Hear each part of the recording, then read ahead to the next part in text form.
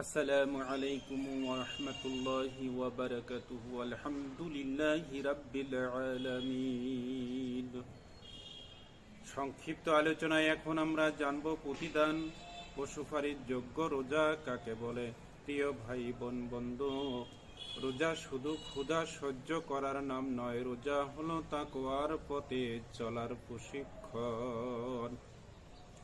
রোজার মূল লক্ষ্য হলো হৃদয়ের জাগরণ, চরিত্রের সংশোধন ও তাকওয়ার অর্জন। পবিত্র কোরআন সূরা বাকারার 183 নম্বর আয়াতে আল্লাহ তাআলা বলেন, হে মুমিনগণ, তোমাদের উপর রোজা ফরজ করা হয়েছে যেন তোমরা তাকওয়া অর্জন করতে পারো।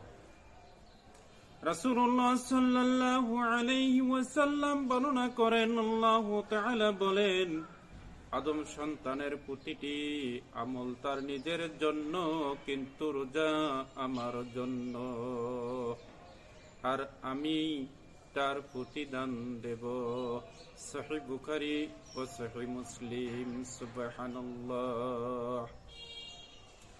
যে রোজার প্রতিদান স্বয়ং আল্লাহ তাআলা দিবেন, সেই রোজা অবশ্যই ইখলাস ও তাকওয়া পূর্ণ হতে হবে। আর রাসূলুল্লাহ সাল্লাল্লাহু আলাইহি ওয়াসাল্লাম আমাদের সতর্ক করেছেন।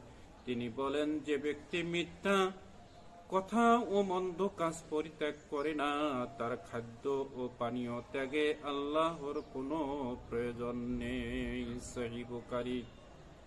তিনি আরো বলেন, অনেক রোজাদার আছে, তারা তাদের রোজা থেকে ক্ষুধা ও তৃষ্ণা ছাড়া কিছুই পায় না।